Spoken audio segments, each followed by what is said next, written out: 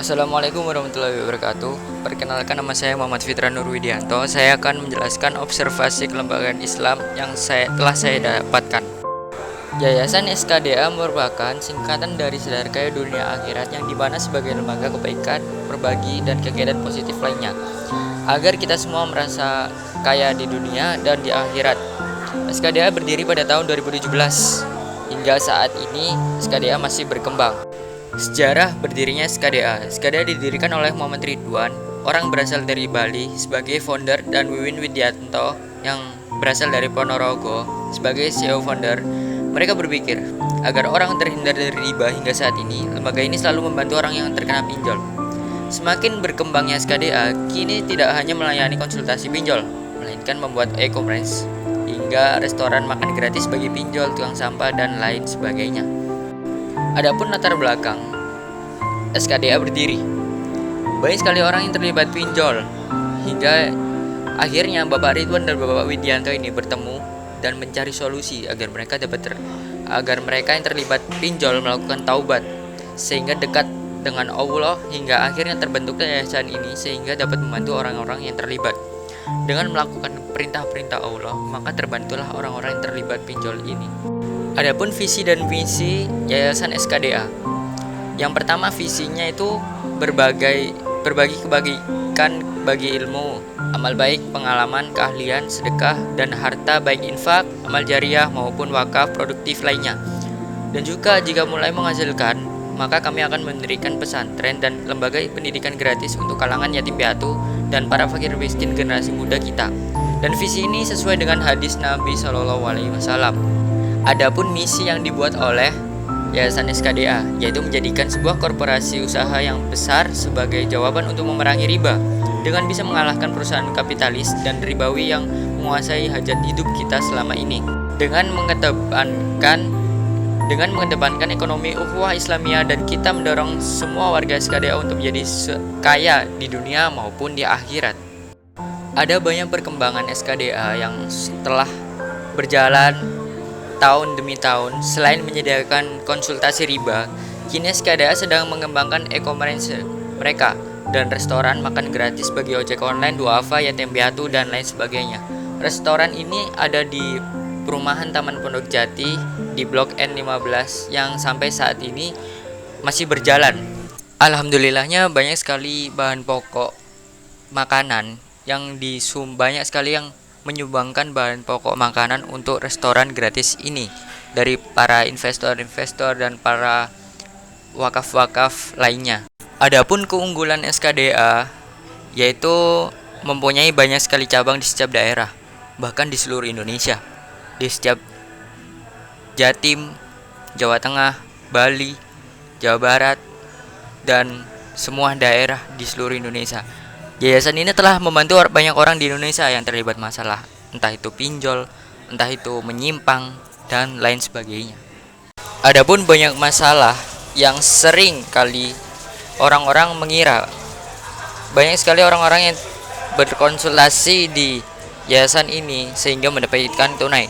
Oleh karena itu saya mendapatkan pertanyaan bagi founder ataupun CEO founder, yaitu bagaimana cara menyelesaikan orang-orang yang terlibat di pinjol hingga utangnya bisa terbayar.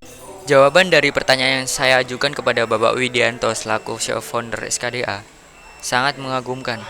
Ternyata dalam menuntaskan kasus pinjol, Yayasan SKDA tidak membantu dengan tunai, melainkan membantu dengan melakukan perintah Allah, seperti sholat tahajud agar diberi kemudahan, sholat duha agar diberikan rezeki yang lancar, lalu puasa Senin Kamis agar lebih dekat dengan Allah.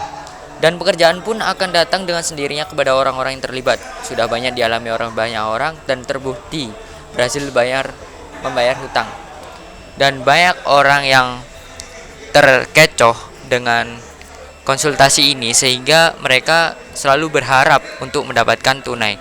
Padahal owner dan CEO foundernya itu menyuruh kita untuk melakukan 100 perintah Allah. Adapun analisis SWOT yang saya dapatkan, kekuatan SKDA. Yang pertama, SKDA mempunyai banyak cabang di seluruh Indonesia sehingga diakui, dan SKDA memiliki banyak sekali kerjasama yang telah diakui sehingga orang-orang dapat percaya kalau SKDA bisa membantu ke masalah mereka. Lalu adapun kelemahan SKDA, yaitu banyak sekali orang yang berharap mendapatkan bantuan tunai setelah konsultasi. Padahal SKDA hanya memberikan 100 perintah Allah yang harus mereka jalankan selama 40 hari. Lalu akan mendapatkan banyak sekali mukjizat seperti banyak bantuan kepada orang tersebut yang terlibat.